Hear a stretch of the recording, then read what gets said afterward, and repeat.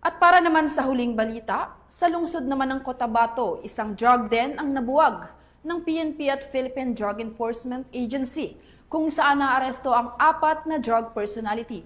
Magbabalita dyan si Patrolwoman Gallego. Buwag ang isang drug den sa ikinasang operasyon ng PNP at PDEA-BARM na nagresulta sa pagkakaaresto ng 3 individual sa Purok 7 Rosary Heights 9, Cotabato City nito lamang 26 ng Marso taong kasalukuyan.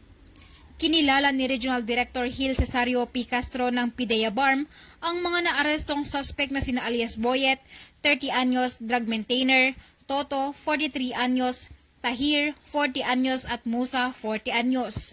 Na-recover mula sa mga suspect ang 22 na pakete ng hinihinalang shabu na may bigat na 15 gramo at nagkakahalagang tinatayang 102,000 pesos, by bus money, iba't ibang drug paraphernalia at 2 cellphones.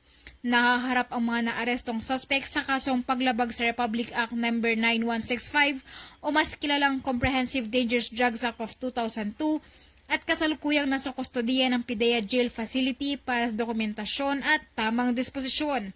Patuloy na hinihikayat ng PNP at PIDEA-BARM ang publiko na makipagtulungan sa mga otoridad sa pagsugpo ng iligal na droga upang mapanatili ang kapayapaan at kaayusan sa rehiyon.